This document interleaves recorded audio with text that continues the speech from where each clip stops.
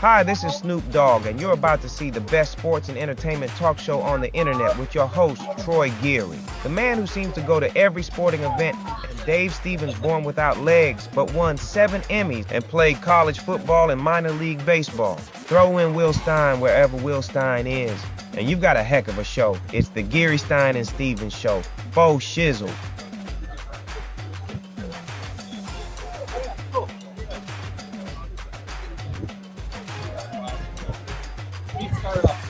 That's right. Here we are once again at Radio Row, and the hits just keep coming. And we're talking about hits right now because pitchers and catchers do report in baseball in just a couple of short days. And, well, we have one of the guys that played in the major leagues a few years ago. Man, I still feel like you could just walk out there and hit. But Jason Werth joining us, former All-Star, won a World Series with the Phillies.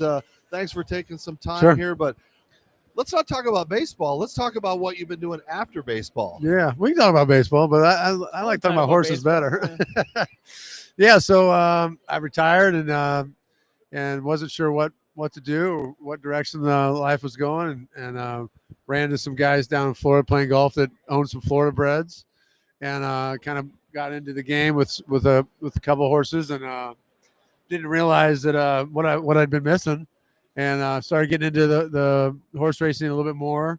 And then last year, got in on a horse named Dornick that ran 10th in the Kentucky Derby and won the Belmont, won the Haskell, ran 4th in the Travers, and spent my summer up in Saratoga watching the ponies, and was just life-changing. I mean, I had no idea what a great sport horse racing is and how much fun it is.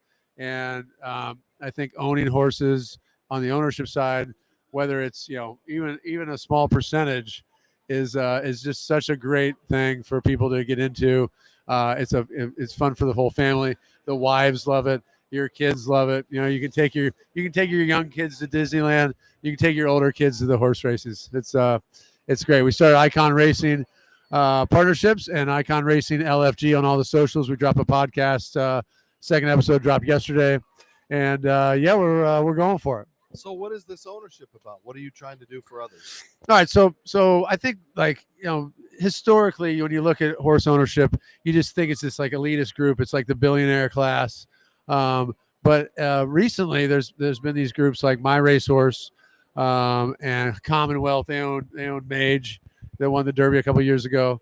So on the heels of the fun and the excitement that I've had the last year, I started Icon Racing Partnership. So basically it's a way for people to own a fractional ownership of a horse or horses. It's basically a fund that we started. So we're crowdfunding for horse racing, and our first group is called Affirmed, after the Triple Crown winner, and so the people that are in the Affirmed group, they own a portion of the 6 horses that we bought in Keeneland this fall, and then we have some money left over to buy some 2-year-olds this spring. So there'll be 2 this year. They'll run as 2-year-olds. Next year there'll be 3. They'll run as 3-year-olds, and then the partnership dissolves when they turn 4, January 1st of the next year. So before Troy jumps in, I want to do a follow up. What is the difference between winning a world championship and winning like the Belmont Stakes? I mean, what is that euphoria like? How does it rank? Well, it's pretty similar, right? So I say that the World Series was 1. The World Series parade was 1A, horse racing, and the Belmont was 2 or 3, depending on how you look at it. So it's amazing, right? So these horses, they leave the gate, and once they're on the track, and when they're your horse, when you own that horse, you're invested in that horse. All of a sudden, it's like you're back on the field. So for retired athletes, it gives you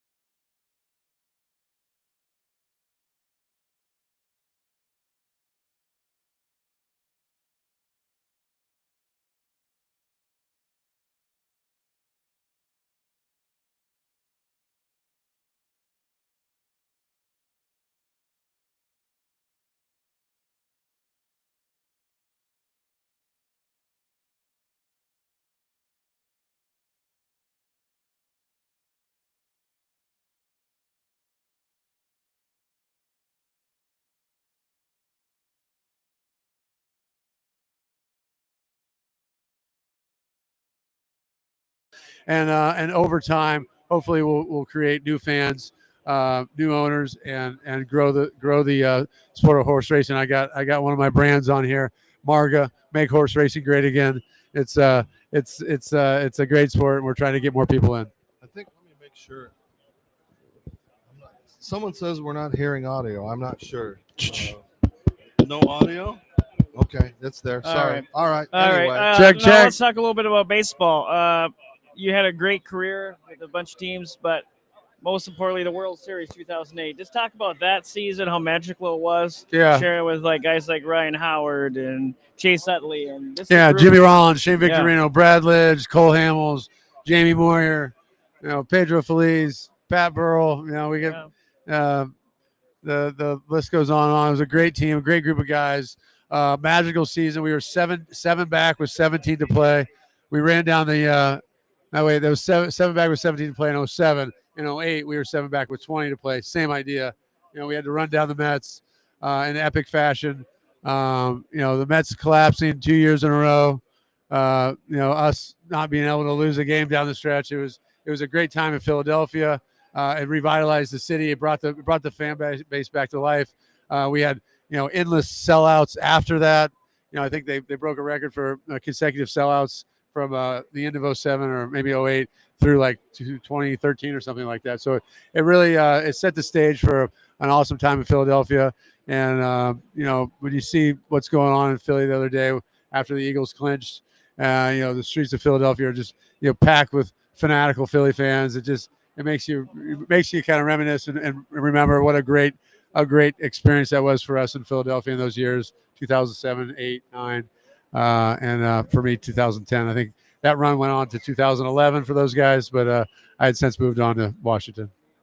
Jason, I got to ask you, the hair, the flow, it seems like you started that trend that most of the Phillies have still continued to adopt. I mean, the long hair, the flow, it's pretty cool. You don't see a lot of teams that have that. I mean, where did that start for you? Yeah, I got a haircut one day before spring training, and the guy was telling me how getting your haircut's good luck, good karma. And the next day I got hit by AJ Burnett fastball, first game of spring training of 05.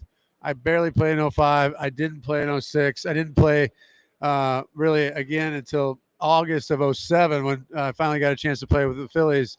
So after that haircut and that guy telling me it was good luck, I just pretty much said I'm not doing that anymore. So became pretty superstitious about the hair, and now with horses it's back. So I have a hard time getting my hair cut because every time I do, something bad happens. So just let it flow, let it go. Who are some of the current pitchers that you face that you wouldn't have wanted to face? The guys now? Yeah, most of them. Everyone throws way too hard. My last year it was going in that direction, and as a kind of a joke, just to kind of mock the whole thing, I put one of those face guards on my helmet. I never got hit in the face, but it was kind of more like everyone's throwing way too hard and no one has any idea where it's going. The guys are losing balls up and in, and with the rules for retaliation, no one cares if they hit anybody anymore. So it's like, you can't do anything, you can't get anybody back. So guys lose balls up and in all the time, and they don't care. There's no repercussions for it. So I'm glad I got out when I did. I was a dinosaur at the time anyways. My day had come and gone. I was happy to retire. I pulled my hamstring and I was playing with Tacoma in AAA with the Mariners, and I never had a hamstring pull, a significant one. And I was playing with a bunch of AAA guys, a bunch of minor leaguers, kids that were like 22, 3, 4 years old. I was like 39, and I pulled my hamstring. And I said, I quit. That's enough. We have a very special treat because I have a fan back home in Connecticut. It's my son, Brady. Brady was able to be at the World Series. So if you could throw those on, I know you can't see him right now, but he's at his job at Buffalo Wild Wings right now. That's my son, Brady Stevens. We'll yank that up for you so you got a little more room. Hey, Brady. If you can hear him. Hi, Brady. What's going on? How you guys doing? What's up, Brady? How you doing? Not bad. How are you? off good. and let You guys hear kick me? it for a minute. You guys can hear me good?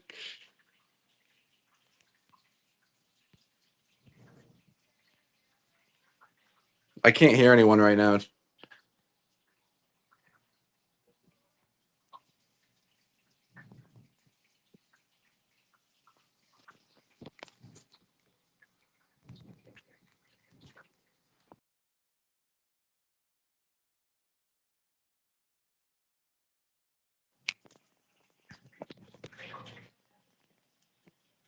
One more time. Brady, can you hear us? Okay. Hello, Brady. Well, no, All I right. can't.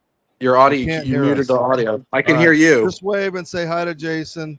It was a Yeah. nice moment. I'm all warm and fuzzy. All right, go back to I'll be work. back. That's tough. All right. I think What, the can you question hear Brady me? would like to have asked is, did you watch the collapse of the team last year, and did you feel that you might have been able to do something that could have contributed to that team? Do you ever get those urges? Yeah, no, I mean, not anymore. But it was tough to watch.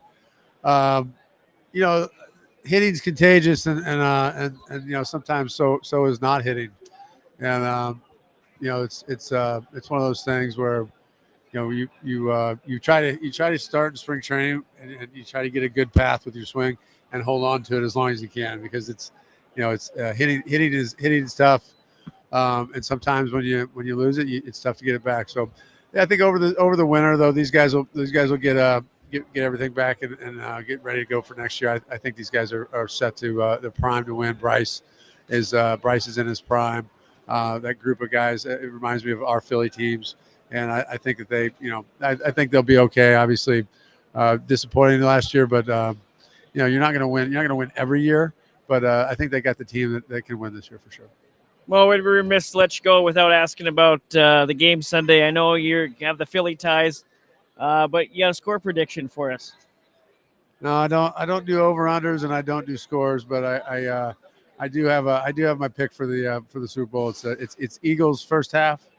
Eagles first half. I think they're the better team. I think they're gonna win the game, but you just never know with the Chiefs. It seems like they always find a way to pull it out. So I like Eagles first half. Do you still watch the game much? Do you pay attention? Is there some young kid that you like that reminds you of Baseball? of you? Yeah.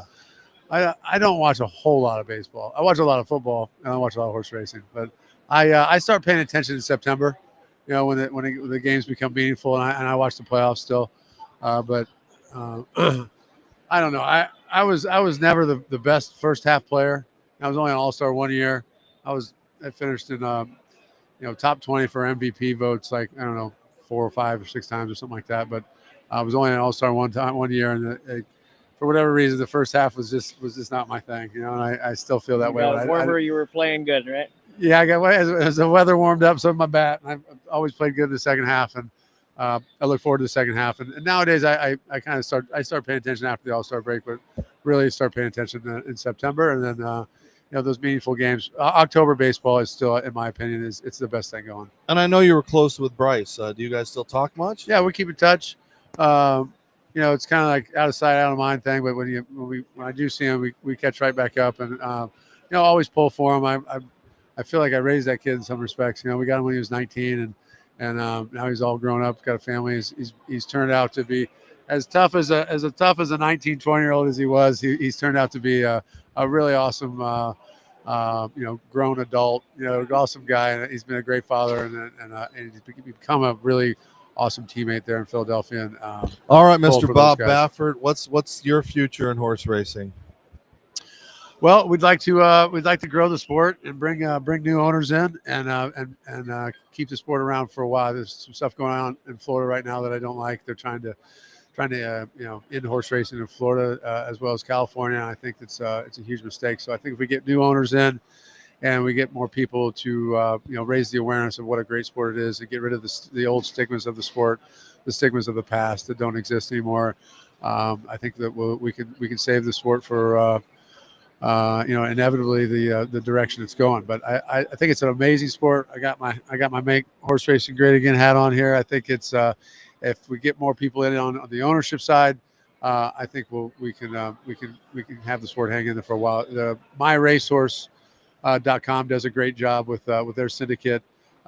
People can check their site out. Ours is Icon Racing. and Icon Racing LFG on all the socials. Our podcast is Off the Rails podcast on YouTube and Spotify, presented by Icon Racing. So check us out, give us a follow, and if you're interested in buying horses, get in. Sounds good. Final question: when they're 2 and 3 year olds, what happens to all of them after age 4 and 5? So that's that's kind of where the stigma comes in. It's like, what happens to these horses? The aftercare programs and for thoroughbreds is amazing. A lot of these horses continue to race until they're, sometimes up to like 8, 9, and 10 years old. So the sport continues after the 3-year-old season. After their racing career is done, there's tons of opportunities for the horses. A lot of them become, equestrian horses. They become working horses. They go to families. People, love horses. So there's a lot of things. They don't end up at glue factories and kill pens like people think. That sport has done a great job for that. The people in the industry have changed all that. I think that's something that's happened a long time ago, 20, 30, 40 years ago, way before I got into it. When I got into it, that was the question I asked. Like, what happens to them when they're done racing? What happens to the horses that aren't any good? And I think that the sport has done a great job of putting these animals in a place where they're taken care of and not neglected or worse. So you can feel good about that. And there's bad parts about everything. You can talk about the bad parts about the minor leagues. They're if you focus just on that you would be missing the point, missing the sport. It's a beautiful sport, a lot of great people, and it's a great industry to get involved in. All right. Well, we can't wait to continue to watch your success as an owner. And you're like a different Bo Jackson or Deion Sanders because you've gone from baseball to professional horse racing. I don't think there's a lot of people who have done that. So not many. Me and Alex Bregman so far. All right. Jason Werth spending some time on Radio Row, Pitchers and Catchers Report, and that guy's a legend. So thank you for joining us, and best of luck. And we hope to see you on the Triple Crown this year. Let's do it. I got Flying Mohawk March 22nd at Turfway, the Jeff Ruby Stakes. He runs 1 or 2. He'll be in the Derby, so keep an eye. Sweet. All right. Place those bets, ladies and gentlemen. We have an inside track here to one of these great horses. So you're watching Geary, Stein, and Stevens as we wrap up coverage. We'll go and see if we can find a hockey player or a basketball player or something like that to cap off our coverage. Don't go away. We got more coming down the pike on Geary, Stein, and Stevens live from Radio Row. Check us out.